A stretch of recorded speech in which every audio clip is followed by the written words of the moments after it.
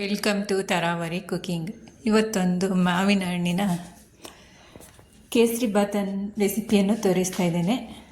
Subscribe ಮಾಡಿಕೊಂಡು ವಿಡಿಯೋವನ್ನು watch ಮಾಡಿ, ನಿಮ್ಮ ಫ್ರೆಂಡ್ಸ್ ಫ್ಯಾಮಿಲಿಗೆಲ್ಲ ಶೇರ್ ಮಾಡಿ. ನಾನು ಇದು ಸ್ವೀಟ್ ಆಗಿರುವಂತಹ ಒಂದು ಮಾವಿನ ಹಣ್ಣನ್ನು ತಗೊಂಡಿದ್ದೇನೆ. ಚೆನ್ನಾಗಿ ಹಣ್ಣಾಗಿರಬೇಕು. ಈ ಥರ ಕಟ್ ಮಾಡ್ಕೊಳ್ತಾ ಇದ್ದೇನೆ.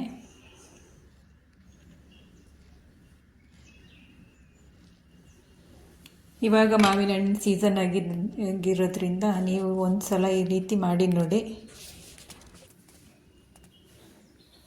ಇವಾಗ ಕಟ್ ಮಾಡಿರೋದನ್ನು ಒಂದು ಬೌಲಿಗೆ ಎತ್ತಿಟ್ಕೊಳ್ತೇನೆ.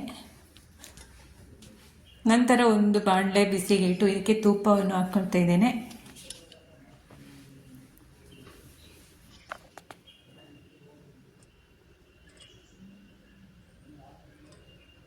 ನಾನು ಒಂದು 5-6 ಚಮಚದಷ್ಟು ತುಪ್ಪವನ್ನು ಹಾಕ್ಕೊಂಡಿದ್ದೇನೆ. ತುಪ್ಪ ಬಿಸಿಯಾದ ನಂತರ ಗೋಡಂಬಿ ದ್ರಾಕ್ಷಿಯನ್ನು ಇದರಲ್ಲಿ ಹಾಕಿ ಫ್ರೈ ಮಾಡ್ಕೊಳ್ತಾ ಇದ್ದೇನೆ. ತುಂಬ ಏನು ಫ್ರೈ ಮಾಡ್ಕೊಳ್ಳೋದು ಬೇಡ, ಹಿಂಗೆ ಲೈಟಾಗಿ ಫ್ರೈ ಮಾಡಿಕೊಂಡ್ರೆ ಸಾಕಾಗುತ್ತೆ. ಒಂದು ಬೌಲಲ್ಲಿ ನಾನು ರವೆಯನ್ನು ತಗೊಂಡಿರ್ತೇನೆ. ನಿಮ್ಮ ಮನೇಲಿ ಯಾವ ರವೆ ಉಪಯೋಗಿಸ್ತೀರೋ ಅದೇ ರವೆಯನ್ನು ತಗೊಳ್ಳಿ. ಸಣ್ಣ ರವೆ, ದಪ್ಪ ರವೆ ಯಾವುದಾದ್ರೂ ಆಗುತ್ತೆ. ನಾನು ಒಂದು ಮೀಡಿಯಮ್ ಸೈಜಿಂದ ರವೆ ತಗೊಂಡಿದ್ದೇನೆ. ಇದನ್ನು ಇವಾಗ ತುಪ್ಪದಲ್ಲೇ ಫ್ರೈ ಮಾಡ್ಕೊಳ್ತಾ ಇದ್ದೇನೆ.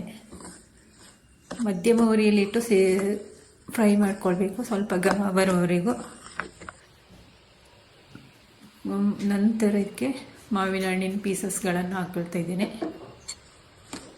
ನೀವು ಬೇಕಾದರೆ ಮಿಕ್ಸಿಯಲ್ಲಿ ಪಲ್ಪ್ ಮಾಡಿ ಹಾಕ್ಕೊಳ್ಬೋದು. ನಾನೇನು ಪಲ್ಪ್ ಮಾಡಲಿಲ್ಲ, ಇದೇ ರೀತಿ ಹಾಕ್ಕೊಳ್ತೇನೆ.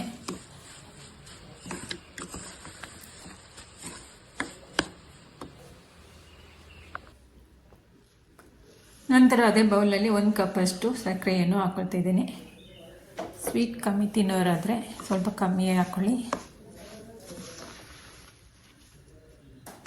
3/4 ಬೌಲಷ್ಟು ಹಾಕ್ಕೊಂಡ್ರೆ ಸಾಕಾಗುತ್ತೆ.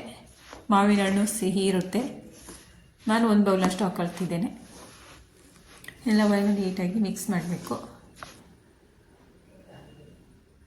ಇದಕ್ಕೆ 1/4 ಚಮಚದಷ್ಟು ಉಪ್ಪನ್ನು ಸೇರಿಸ್ಕೊಳ್ತಾ ಇದ್ದೇನೆ. ಉಪ್ಪು ಹಾಕೋದ್ರಿಂದ ಟೇಸ್ಟ್ ಚೆನ್ನಾಗಿರುತ್ತೆ. ಒಂದು 3-4 ಏಲಕ್ಕಿಯನ್ನು ಪುಡಿ ಮಾಡಿ ಹಾಕ್ಕೊಳ್ತಾ ಇದ್ದೇನೆ.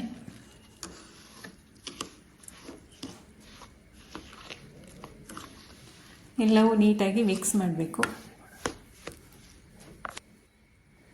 ಮಿಕ್ಸ್ ಆದ ನಂತರ ನಾನು ಬಿಸಿ ಇರುವ ನೀರನ್ನು ಹಾಕೊಳ್ತಿದ್ದೇನೆ.